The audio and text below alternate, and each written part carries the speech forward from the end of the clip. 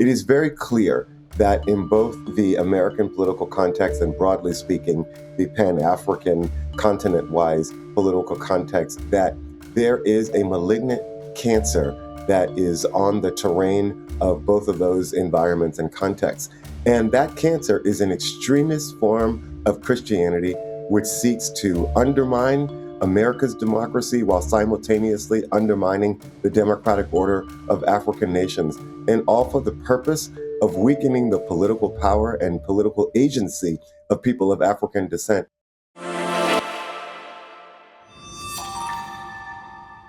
Hello and welcome to Secular Spotlight.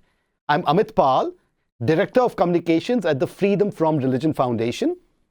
This week, we are highlighting the work of Interconnected Justice, a global organization established in 2019 that connects people of African descent for action in the areas of policy and advocacy, media and culture, and education and economics.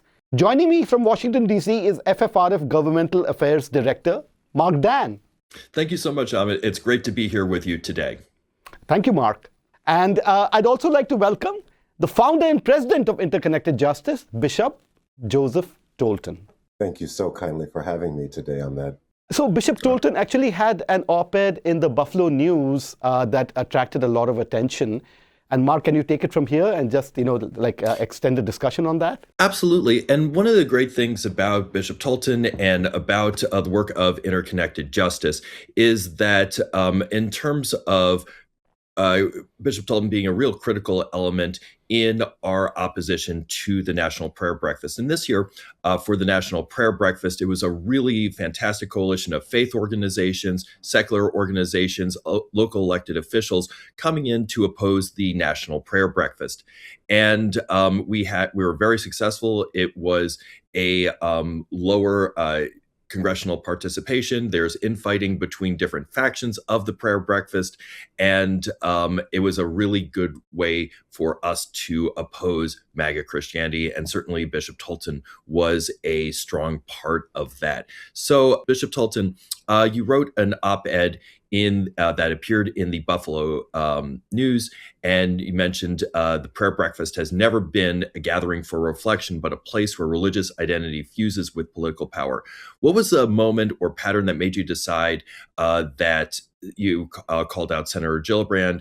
Her behavior is no longer defensible or legitimate. I have had the privilege of being a bridge connecting the African American community, particularly the social justice and civil rights community, to the African human rights community, particularly human rights defenders who are defending the marginalized women and LGBT communities on the continent of Africa. It is very clear that in both the American political context and broadly speaking, the Pan-African continent-wise political context, that there is a malignant cancer that is on the terrain of both of those environments and contexts. And that cancer is an extremist form of Christianity which seeks to undermine America's democracy while simultaneously undermining the democratic order of African nations, and all for the purpose of weakening the political power and political agency of people of African descent, that our bodies, that our resources, that our wealth might be undermined and that it becomes pliable.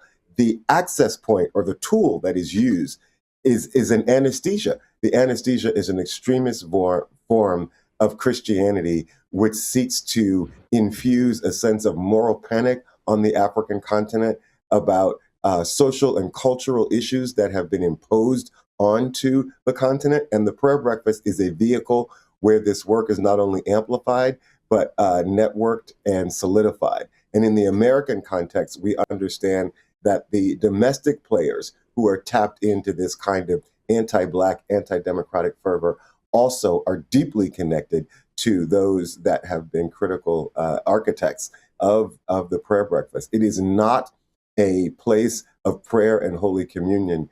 It is a place to network around a very particular and dangerous political ideology that is grounded in a certain theological understanding. Yeah, let's talk a little bit more about that. Can tell us a little bit about the connection between the prayer breakfast exporting a lot of LGBTQ hate towards Africa and the impact on the continent itself, and can help us bring all of that together? Certainly, the on the continent of Africa, Uganda has been a laboratory for Christian dominionists who believe that Christian leaders should be in charge of the secular areas of a society that help to define that society's culture. So business, law, media and entertainment, the family, the church, government, healthcare, et cetera. And to install such extreme Christians in these positions is to pull the country back into being subject to certain Christian ideas or religious ideas that have political implications. The American experiment, as I said, has been hosted in Uganda because the president of Uganda was very close to American evangelicals, and his wife is a freewheeling dominionist. He realized that in order for him to stay in power, he was going to have access to economic opportunities to fill his own coffers, to create a strong military, to then keep the social cry for human rights and for justice that his people might have at bay. And so this connection between the dominionists is about a global plot to establish multiple countries and nations in the world that are governed by dominionists, so that you have a chokehold on major political systems that, again, gives you access to their economies, to their resources. And then you connect the dots between these countries, and you really do have an interesting global order that's being established very much so underground. And I'll end by saying, when the United States ended the decision for women to have a right to have reproductive justice choices in terms of having some autonomy over their bodies, that was a major ruling. That ruling did not just come out of the ideological thinking of American jurists, but there were global players who were involved. How do we know this? When the Ugandan Supreme Court upheld its decision to keep intact the anti-gay bill, they quoted heavily from the Dobbs decision, because people like the Heritage Network and others, they're the partners who have strategic allies around the world who are doing a lot of the ideological research and thinking that then shapes and informs policies, which gets served up to some of the players that I've named. And that's how you have that kind of global coordination. So it starts with a particular ideology. It then evolves into momentum among particularly conservative constituents, and then that moves on to being introduced as policy, and ultimately that policy becomes law. But they're doing this in lockstep globally. There's a deep connection between what's happening here in the United States with the attack on our elections, and with what just happened in Uganda, where Museveni just captured another election illegally. These things are moving in tandem with each other. So at this year's prayer breakfast, we saw the president of the Democratic Republic of Congo. He was very much center stage even before. There seems to be a lot of reporting that he had meetings before and after the prayer breakfast with a number of high-level officials in the Trump administration. Do you see his participation in the prayer breakfast similar to what's happening in Uganda? And also, does it point to more of a natural resources grab for the Democratic Republic of Congo? In 2024, the president of the Democratic Republic of the Congo, Felix Tshisekedi, and the president of Rwanda, Paul Kagame, met together in Luanda in Angola, where they were very close to signing the Luanda Accord. President Tshisekedi felt that he could get a better deal in exchange of more protection for the United States, more political backing for the United States for himself, if he pivoted and did a deal with President Trump, because he saw that Trump was being frustrated by Zelensky in terms of trying to grab minerals in return for America's political support in the Ukraine context. So Tshisekedi saw this. So he and Kagame, for his own reasons, backed out of what would have been the Luanda Accord. And Paul Kagame being the leader of Rwanda, Yes, Paul Kagame being the leader of Rwanda being very intimately involved in what's happening in the eastern part of the Congo, because Rwanda has backed the M23 rebels that are actually causing the political instability in the eastern part of the Congo. So yes, having this Washington Accord was very much so about a political leader in the Congo who is in trouble, who is term limited and wants to change his constitution so that he could run again. In order to increase both his economic clout and his political power, he sought the backing of the United States via the Washington Accord. And there's no question that he was at the prayer breakfast, because the political dealings and shenanigans are deeply connected to his ability to now give people like Blackwater and other supporters of Trump complete access to providing security for the cobalt mines in Congo. And we know that Congo has 75% of the world's cobalt deposit. So, Bishop Tolton, I teach international relations and related courses at a local college here, so I find your work on Africa to be invaluable. You've also critiqued the role of Paula White, who's President Trump's faith advisor in Africa. Could you talk to us a little about that? Absolutely. She was the first faith advisor for Trump 2.0. After she ended her time there, she then became an envoy. She was sent to the Great Lakes region, to Rwanda and Uganda, in about 2.5 months ago, right before Uganda's election. She gathered the most prominent Pentecostal leaders in Uganda at the Church Miracle Revival Center, pastored by Robert Kayanja, who is a major televangelist in Uganda. She literally anointed President Museveni and lifted up her voice and declared that he should be the leader for life. President, get ready to go to the next level. President Museveni, get ready for the next level. For Uganda is being strategically positioned in the name of Jesus. This is a man who was led for over 35 years. This is a man who has put his opponents under house arrest. This is a man who has killed major young people who are his antagonists, who are trying to lead a Gen Z anti-corruption movement on the continent of Uganda. This is a man who has suppressed dissent and essentially neutered the media. But yet, this is the leader that Paula White has lifted up and anointed and said that he should be the leader for the rest of his life, signaling her commitment to authoritarianism, her commitment to the de-democratization of African nations, her commitment to the suppression of dissent, her agreement with political violence. And all of those things that I just lifted up that she's sanctioning on the continent of Africa, we see are also happening here in our own country. It's important for us to connect the dots. The prayer breakfast is an epicenter or a gathering for those leaders to come together to strategize, to advance this interconnected agenda that I've just tried to describe. So, Bishop Tolton, from what your friends are telling you on the ground and what's happening in Africa, how are they able to push back against these more everyday increasing authoritarian regimes?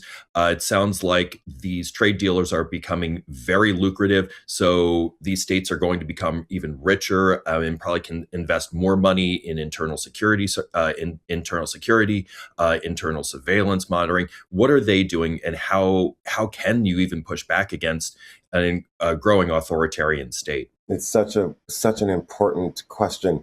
I'll start with Kenya, because there is a robust Generation Z anti-corruption movement.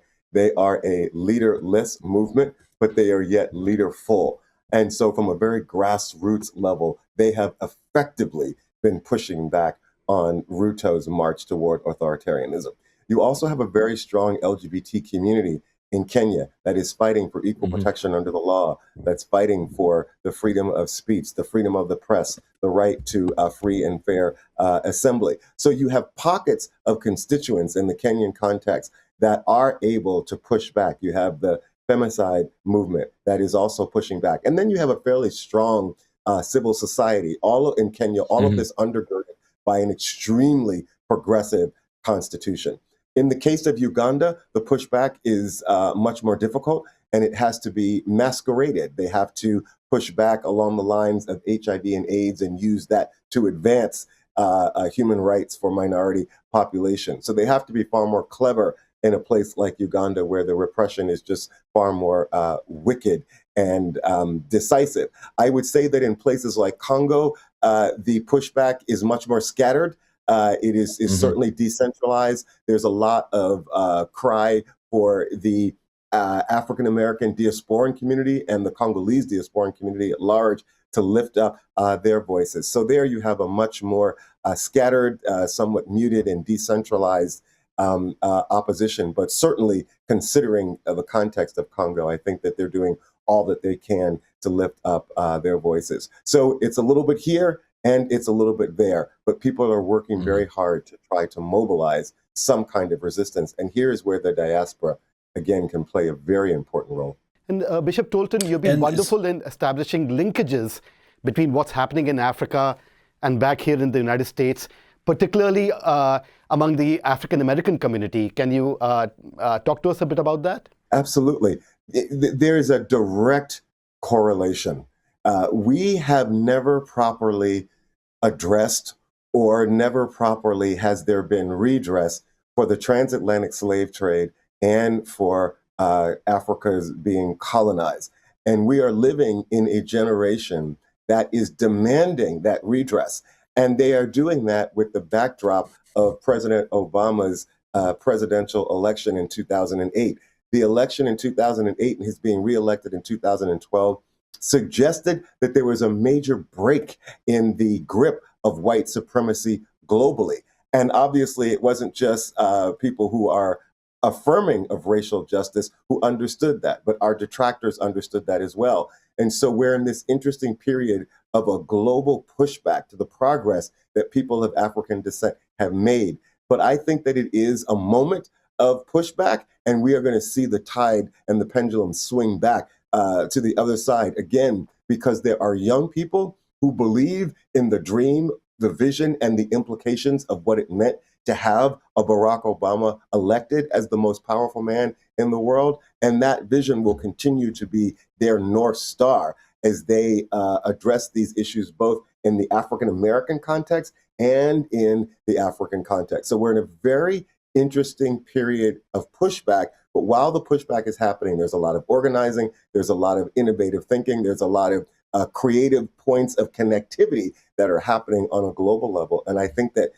coming out of this Trump 2.0, we're going to see a very interesting Black international wave of organizing in both theaters that are intimately connected. That sounds really good. Do you think the midterms are going to play a role in that, developing a lot of those both of those political streams and movements? Oh, there's no question that that's the case. I believe that the Supreme Court will probably gut Section 2 of the Voting Rights Act, which is going to have an incredible impact on the presence of Congressional Black Caucus members. I think that that is one of the issues that is going to drive an incredibly strong momentum in terms of percentage of eligible Black voters who vote in this upcoming election. I think it's going to surge beyond the Obama levels of 2008. And I do think it's going to impact the midterm elections in a big way. And I think it's going to accelerate this need and desire for more interesting and creative ways to resist. And one of those is the path of Black internationalism. And with that, obviously we saw the shutdown of USAID with Doge. How has there been a way for how has that impacted Africa? How has that impacted a lot of democratization efforts? And how has that how has that impacted a lot of HIV care across the continent? And in some ways, it sounds like from what you were saying earlier, if citizens in Uganda or the Democratic Republic of Congo have worse health care, that's a small price to pay for authoritarian rule. Oh, there's no question about that. The shutting down of USAID has had an incredible impact on the distribution of healthcare services, particularly in the arena of HIV/AIDS prevention. And this is not just the musings of me as a liberal gone off the rails. You also have conservative churches that would consider themselves to be aligned with conservative evangelicalism, who have been historically committed to being service providers around HIV and AIDS. Rick Warren being one of the most influential of that set. And so there are lots of folks who are really distressed with regard to the ways in which the removal of PEPFAR funding, the closing of USAID has had such a pernicious impact on marginal communities in and across Africa, and particularly those who are democracy defenders. But what I will say is still muddled is that it's difficult to paint a picture for most Africans regarding the racism that is driving so much of what's happening in this country. And I think that there's a huge opportunity to begin to enlighten Africans with regard to how racist these same very mega Christians are who come to your countries to dig wells and sometimes build hospitals. And that's the job of the African American diaspora, to connect the dots for our African brothers and sisters and siblings in that way. Bishop Tolton, what's interesting to me is that the centerpiece of this HIV/AIDS treatment program was initiated by President Bush, actually, PEPFAR. That's right. And it was bipartisan through the years, through the decades, and now it's been pretty much dismantled. Absolutely. It's one of the programs that I think President Bush is most proud of, and it is one that has been incredibly effective. He even wrote an op-ed when the Trump administration first came into power and began to debate and saber rattle about the possibilities of undermining that program. So yes, this is an incredible turn that is not, to your point, a particularly partisan turn, but it's also about a very different kind of intellectual and emotional posture as it relates to how you're going to connect with the global South in particular. And I think that it's another opening for China to come in and to be a partner. All of those grants canceled by the NIH, with all of that incredible research that comes out of some of our top universities, where we invite folks who are at their top level from around the world to participate with us here in the United States, that's all gone and being undermined. And so, to the question that you just lifted up, this is problematic for the United States moving forward. There is no understanding of the value of soft power by this administration, and we're going to suffer from that for years to come. And in terms of voting and participating, obviously this the election is probably going to be based on a whole variety of factors. What would you say to friends within Interconnected Justice on why they should be voting on what's happening in Africa, voting against dominionism? What would you say to motivate voters in that direction? It is so important that we understand the proper context of the current struggle that we are facing. Our opponents have done everything that they can to paint this picture as an American story. Our opponents have done everything that they possibly can to stoke the divisions and the differences between us as African Americans and other Africans in the diaspora, in particular Haitians, versus those who are actually of African descent, as in from the continent of Africa. We must understand that these divisions are artificial lines of demarcation that have been erected for the benefit of those that seek to oppress us. We have an incredible opportunity to change things by first choosing each other. If African Americans choose Haitians, and South Africans choose Kenyans, and Kenyans choose Black folks from Brazil, if we begin to choose each other, if we begin to prioritize each other and to defend each other's bodies and resources and political autonomy, the very building of that kind of a policy apparatus where there's unity between people of African descent globally can be an historic event that literally changes the course, not just of the 21st century, but the course of history. Bishop Tolton, it must be obvious to anybody in Africa or in this country following the news that there's been such a racialization of US policy. And a stark example to me is the refugee policy, and now the diminishment and the conversion of it, basically for people of a particular race from South Africa. I'm talking about the Afrikaners are almost the only folks who are being allowed in this country under that policy. The fact that African people were first incarcerated, let's deal with that. Yeah. When they went to the continent, they captured and incarcerated and then brought them as the incarcerated to the United States. So we were placed into jail, and then in prison, boats that were prisons, we were brought to the United States. And then after we received our full rights as human beings based on the 14th Amendment, that very same amendment created breadcrumbs for us to, on some levels, be re-enslaved by being captured by the penal system or the judicial system. And so we know that that is what led to mass incarceration. To now actually make connections and relationships with African nations to extend America's racialized penal system to actually have distribution centers or outlets or outposts on the continent of Africa is wildly unjust. It is incredibly sick and twisted. And for African countries to participate in being an outpost of America's racialized penal system is unforgivable politically. And it is tone deaf because these are leaders who are so interested in amassing resources to for their own personal wealth, as opposed to actually looking out for the health and wealth and peace and prosperity of the African continent, of which we know 1 out of every 4 to 4.5 or 5 people in 25 years will be an African person. This is an incredible injustice that is being perpetrated on the African people by leaders who really they have expired. Their time in office has expired, and it is time for a new generation of leadership like Abraham Traore, who is going to lead really from a sense of collective defiance and putting Africa's needs first. And I hope that those are the needs of all Africans, including queer Africans as well. Tell us more about Traore. That sounds really interesting.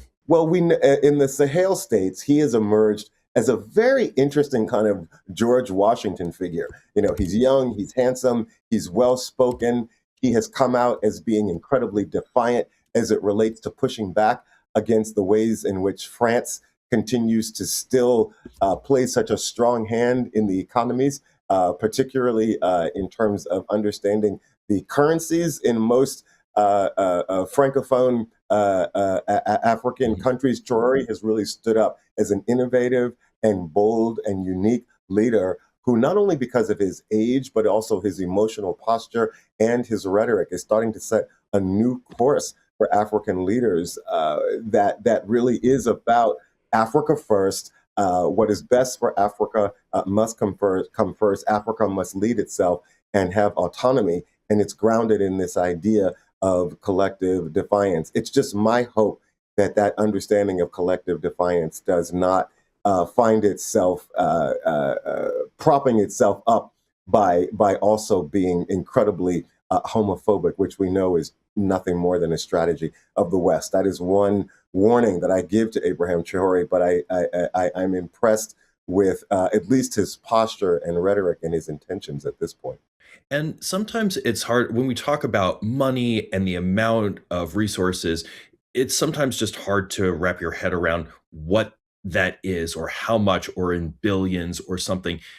Tell us about the amount of resources and how much cash is at stake, and why people seem to be, a lot of leaders are choosing here in the United States and having an impact in Africa, are choosing almost unfathomable amounts of greed over human rights and dignity. And just, can you put that into a context that's we can wrap our heads around? In the Democratic Republic of the Congo alone, there are $34 trillion worth of resources in the ground. That's cobalt, that is tin, copper, gold, and in some cases in Southern Africa, that's also diamonds. We do know that in Congo and down into Zambia, there is a copper belt. There are $34 trillion worth of resources under the ground in the Congo. That is enough wealth to support the continent of Africa and the African diaspora. But instead of allowing the Congolese people to leverage those resources to create a mass middle class that then flows over its borders and into the more than 6 or 7 or 8 countries that border the Congo, and then, of course, bleeding throughout the rest of the continent, there's an incredible opportunity there. but this is all about greed and a desire for domination. And the tool that is used to exercise that greed and domination is unfortunately bad theology and corrupt religion. Let me end by saying it again. There are $34 trillion worth of wealth and resources in the Democratic Republic of the Congo alone, and it is one of the poorest nations on the face of the earth. This has been, it sounds like if you utilize religion, Paula White, you have an easier pathway to extracting those resources and making sure it stays concentrated in the hands of a few, stays concentrated in offshore bank accounts or crypto or whatnot, and doesn't flow out to the citizens of those countries. That's absolutely correct. And that is absolutely the game. And much less the citizens of those countries.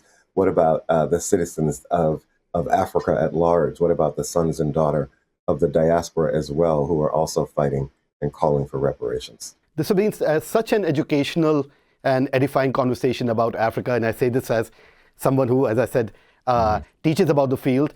But returning back home, Bishop Tolton, you are a person of faith. And we as an organization, a central mission is to keep state and religion separate. You as a person of faith, what would be the case you would make for that? Oh my goodness. I think the Constitution makes a very good case for me. And so I don't really have to make a case for myself. But what I will say is that the ways in which religion is now being corrupted and tainted again, and in particular Christianity, to push forward a very anti-human agenda, I think is the best testimony that there possibly could be as to why religion and faith, religion and the state need to be separate. Because the issue will always be whose religion drives the values or the policy making of the state, and who is to determine whether or not that religion is actually healthy for all of the citizens in that particular nation. So I think that the best argument as to why we want to have a secular state that is grounded in common values, but where the state clearly is defied from actually instituting or establishing a religion for the state, is the ways in which we see religion currently being abused and corrupted to drive a very unfortunate political agenda. What's happening in the Office of Management and Budget at the OMB, coming out of Russ Vought, is a classic example as to why faith and religion should not be driving our politics, because anti-Blackness, an anti-LGBTQ agenda, an anti-womanist agenda are all cooked into his understanding of religion. My understanding of faith and religion and spirituality could not be further afield from Russ Vought's than if possible. That is a perfect example as to why state and the church must be separate. So as we have our success from the prayer breakfast, putting MAGA Christianity on its back foot, if you had a magic wand, what would you say should be ways members of the faith community and non-faith community can move forward together for 2026? Trump's authoritarian project requires something incredibly important, and that is the full destruction of the African-American civil rights infrastructure. Because our democracy lived into the truth of its possibility in Selma when African-Americans were constituted the full right to participate in the idea and the possibilities of what America could be. Therefore, anti-Blackness is at the heart of what Donald Trump is trying to do as he seeks to expand presidential power to heights that we've never seen in our country before. The African Americans are his number one political enemy. It is so important that those of us who believe in the separation of church and state, that those of us who want to see political figures be able to tap into the values that come from faith communities, that we be very clear that we must stand with the African American faith community, more broadly speaking, the African American social justice and civil rights community.